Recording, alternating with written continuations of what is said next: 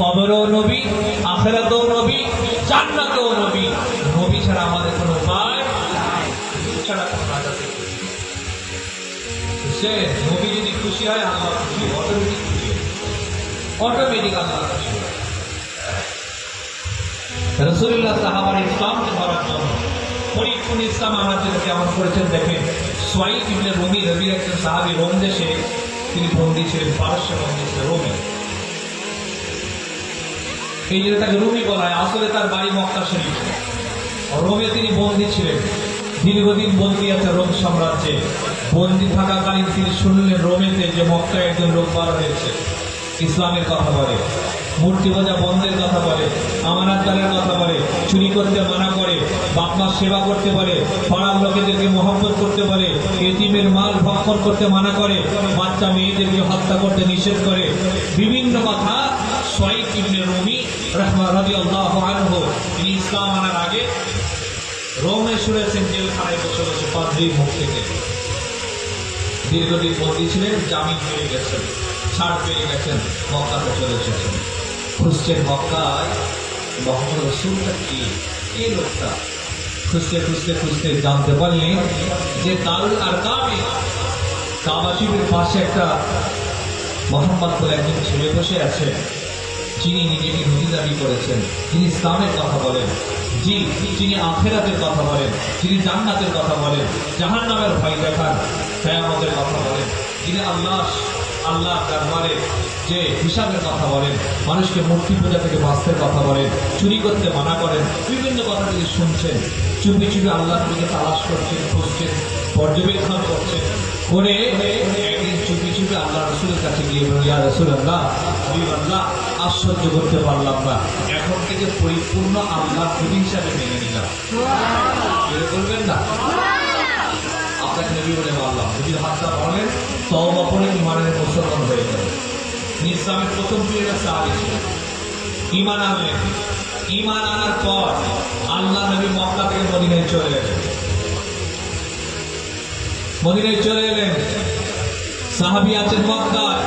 এই সুয়াইদ মক্কায় ব্যবসা করতে লাগলেন। ব্যবসা করতে করতে আল্লাহ থেকে এত বরকত দিয়েছিলেন, মক্কার সেই সময় মুসলমানদের সব থেকে সেরা ব্যবসায়ীদের একজন ব্যবসায়ী ছিলেন।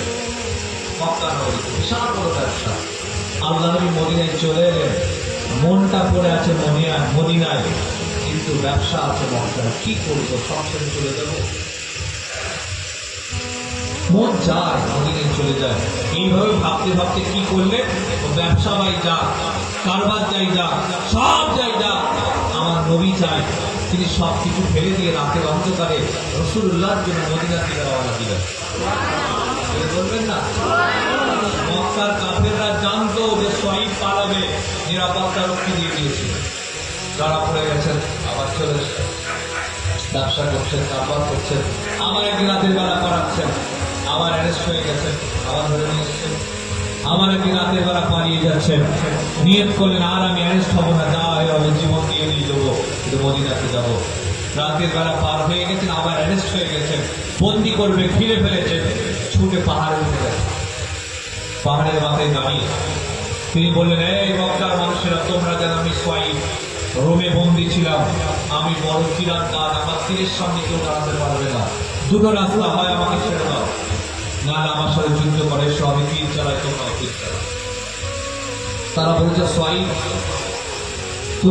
আমরা চাই তুমি মদিনায় যাও, কিন্তু মক্কার সম্পদ মদিনায় নিয়ে যেতে দেব না। তুমি মক্কায় ব্যবসা করে লাখপতি কোটিপতি হয়েছ, এই মক্কার সম্পদ মদিনায় নিয়ে যেতে দেব না, সব সম্পদ তুমি ছেড়ে দিয়ে যেতে হবে। সাহাবীদের কোনো ব্যাপার নেই, শোনো, অমুক জায়গায় আমার বাড়ির অমুক জায়গায় আলমারির অমুক জায়গায় চাবি আছে, অমুক জায়গায় আমার সমস্ত সোনাদানা রাখা আছে, যা খুশি নিয়ে নাও, আমি আমার মদিনাতে রাসূলুল্লাহর কাছে যেতে চাই। সব কিছু দিয়ে দিলেন, তিনি মদিনায় চলে এলেন। যখন আল্লাহ রাসূলের দরবারে মদিনাতে আসছেন, ঠিক সেই সময় আল্লাহর নবী বসে আছেন, সিদ্দিক আকবর বসে আছেন, ওমর ফারুক বসে আছেন। হাদিসটা অনেক বড়, আমি গল্প আমার বলে দিচ্ছি। হুজুর তার দিকে তাকালেন, মুচকি হাসছেন, বলে, বাবা সুয়াইদ, তুমি তো খুব বড় কারবার করেছো, তুমি তো বিশাল বড় সওদা করেছো, তুমি বিশাল বড় বিজনেস করেছো। সুয়াইবের দুটো চোখ দিয়ে পানি গড়িয়ে যাচ্ছে। ইয়া রাসূলুল্লাহ, কেউ মদিনায় পৌঁছাতে পারেননি। কি করে আপনি জানলেন? নিশ্চয়ই আমার আল্লাহ জিবরাইলের মাধ্যমে আপনাকে জানিয়ে দিয়েছেন। এই সাহাবী খুব মজাকে লোক ছিলেন, নগরের লোক ছিলেন। একদিন আল্লাহ নবী তাকে বলে সোয়াইব, উনি একটা চোখে যুদ্ধে আহত হয়েছে, একটা চোখ যুদ্ধে আহত হয়েছিল। তিনি খেজুর খাচ্ছেন, আল্লাহ নবী খেজুর খাচ্ছেন, সোয়াইব এসে গেছে। হুজুর হাত পেতেছেন। হুজুর বলছেন, সোয়াইব তুমি তো চোখে অসুস্থ অবস্থায় খেজুর খাবে? তোমার তো চোখ অসুস্থ, তুমি খেজুর খাবে? সাহাবী হাসছিল আর বলছেন, হুজুর যেই চোখটা অসুস্থ ওটা দিয়ে খাবো না, যেটা ভালো আছে ওটা দিয়ে খাবো। এই লগরে কথাটা আপনি মজাকে কথা বলছেন। এক একজন মানুষ আছেন না, সিম্পল কথা বলে মজা লাগে, আছে না?